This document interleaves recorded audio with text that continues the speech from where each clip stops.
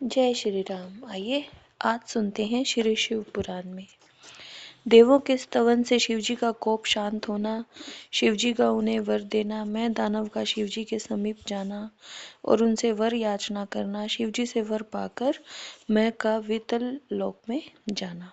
व्यास जी ने पूछा, महाबुद्धिमान सनत कुमार जी, आप तो ब्रह्मा जी के पुत्र और शिव भक्तों में सर्वश्रेष्ठ हैं, अतः आप धन्य हैं। आप यह बताइए कि त्रिपुर के दग्ध हो जाने पर संपूर्ण देवताओं ने क्या किया, मैं कहाँ गया और उन त्रिपुरा यक्षों की क्या गति हुई। यदि यह वृतांत शंभु की कथा से संबंध रखने वाला हो तो विस्तार पूर्वक मुझसे वर्णन कीजिए। सूत जी ने कहा, मुने व्यास जी का प्रश्न सुनकर सृष्टिकर्ता ब्रह्मा के पुत्र भगवान सनत कुमार शिवजी के युगल चरणों का स्मरण करके बोले, महाबुद्धिमान व्यास जी, जब महेश्वर ने दैत्यों से खचाखच भरे हुए संपूर्ण त्रिपुर को भस्म कर दिया तब सभी देवताओं को महान आश्चर्य हुआ। उस समय शंकर जी के महान भयंकर रौद्र रूप को, जो करोड़ों सूर्यों के समान प्रकाशमान था और प्रलयकालीन अग्नि की भांति तेजस्वी था तथा जिसके तेज से दसों दिशाएं प्रज्वलित सी दिख रही थी, देखकर साथ ही हिमाचल पुत्री पार्वती देवी की ओर दृष्टिपात करके संपूर्ण देवता भयभीत हो गए। तब मुख्य मुख्य देवता विनम्र होकर सामने खड़े हो गए। उस अवसर पर बड़े बड़े ऋषि भी देवताओं की वाहिनी को भयभीत देखकर खड़े ही रह गए, कुछ बोल न सके। वे चारों ओर से शंभु को प्रणाम करने लगे।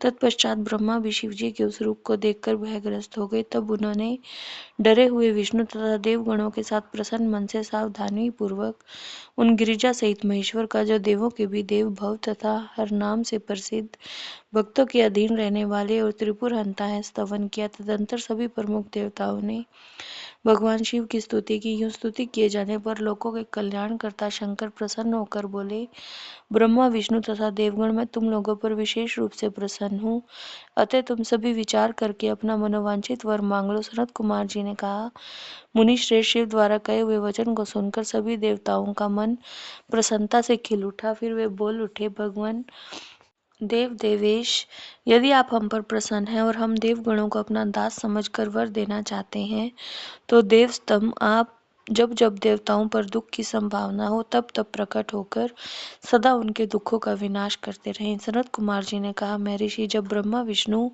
और देवताओं ने भगवान रुद्र से ऐसी प्रार्थना की तब वे शांत तथा प्रसन्न होकर एक साथ ही सबसे बोले, अच्छा ऐसा ही होगा।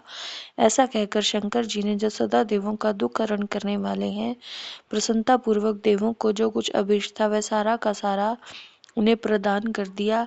उसी समय मैं दानव, जो शिवजी की कृपा के बल से जलने से बच गया था, शंभु को प्रसन्न देखकर हर्षित मन से वहां आया। उसने विनीत भाव से हाथ जोड़कर प्रेम पूर्वक हर तथा अन्य देवों को भी प्रणाम किया। फिर वह शिवजी के चरणों में लौट गया।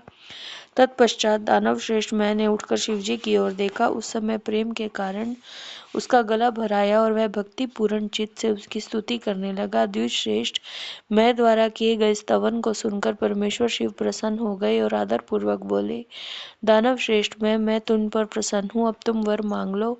इस समय जो कुछ भी तुम्हारे मन की अभिलाषा होगी उसे मैं अवश्य पूर्ण करूँगा।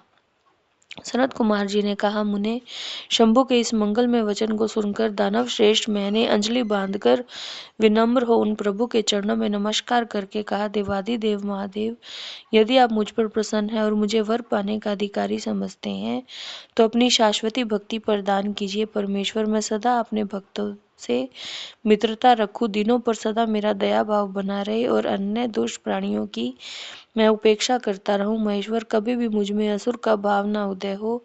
नाथ, निरंतर आपके शुभ भजन में तल्लीन रहकर निर्भय बना रहूं।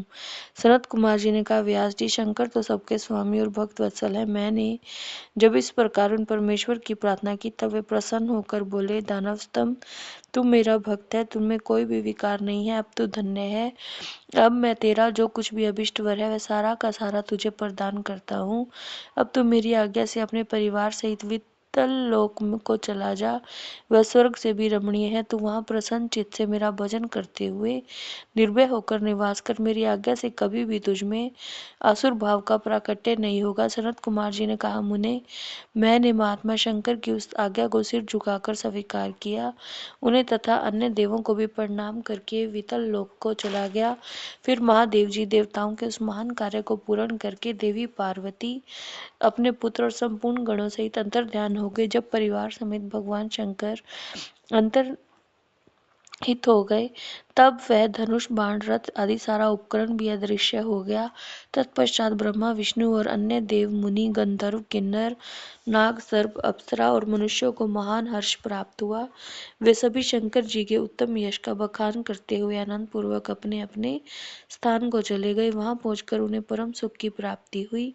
महर्षि, इस प्रकार मैंने शशि मौली शंकर जी का विशाल चरित्र, जो त्रिपुर विनाश को सूचित करने वाला और परमोत्कृष्ट लीला से युक्त है, सारा का सारा तुम्हें सुना दिया। जय श्री राम।